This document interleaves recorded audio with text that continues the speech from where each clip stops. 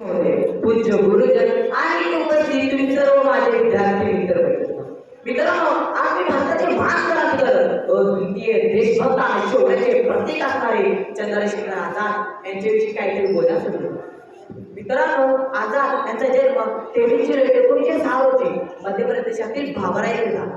त्या भाभऱ्याचे सध्याचे नाव सांगायला गेलं तर चंद्रशेखर आझाद नगर म्हणून ओळखले जातात.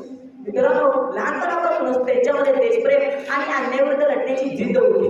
म्हणूनच त्यांनी असहकार्य आंदोलनात सहभाग घेऊन न्यायालयामध्ये आपलं नाव आझाद, वडिलांचे नाव स्वतंत्र आणि राहण्याचे ठिकाण तुरुंग म्हणजे जेलून झाले.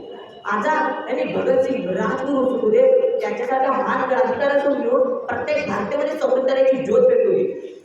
आझाद याची एकच प्रतिष्ठा होती, आपण मेलो तरी परवडलं, पण कधी जिवंत होता ब्रिटिशांच्या हाती गावायचं का. पण दुर्दैवानं 27 फेब्रुवारी 1931 रोजी इलाहाबाद येथील अफरेड पार्कमध्ये ब्रिटिश पोलिसांनी त्यांना घेरला. आझाद यांनी त्यांना संघर्ष तर केला, पण जेव्हा आझाद यांच्या बंदुकात शेवटी एकच उरली तेव्हा ती गुळी 73 झाली आणि आयुष्यभरासाठी आझाद होते. आझाद यांनी मरणच लागलं, पण कधी कोणत्या ब्रिटिशाच्या हाताची गुलामी नाही.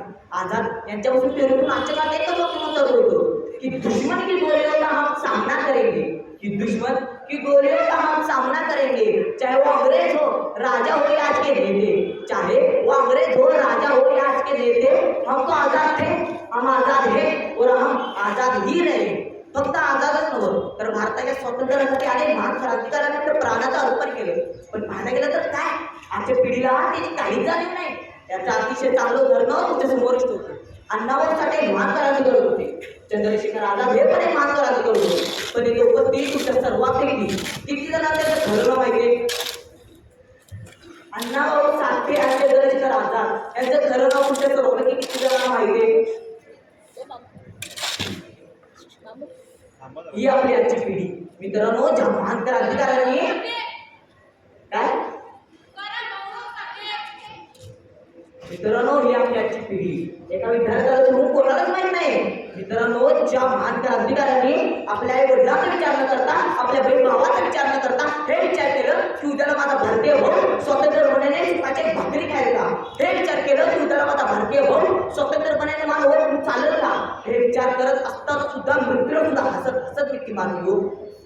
आजच्या काळात 15 वर्ष साकार करताना सुद्धा एक माणूस एका गरीबाला सुखाची भाकरी देत असताना त्याचे व्हिडिओ स्टॉप करून म्हणतो माझं भले वाटत आहे हे आपलं स्वतंत्र.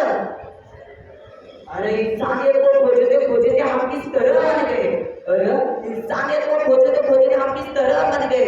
भगत सिंह, राजगुरु, सुखदेव अगर आज जिंदा होते तो क्या बोलते? भगत सिंह, राजगुरु, सुखदेव अगर आज जिंदा होते तो क्या बोलते? हम किस कमीनों के लिए मर गए, हम किस कमीनों के लिए मर गए. मित्रांनो, मला एक प्रश्न नेहमी पडतो की कोणत्याही महान क्रांतिकारकाची जयंती साजरी तर म्हणजे काय. कोणातरी विचारलं तर त्याचं उत्तर येतं डीजे रोज लावणं, फोटो हार अर्पण करणं, 5 मिनिटाचा भाषण ऐकून निघून जाणं.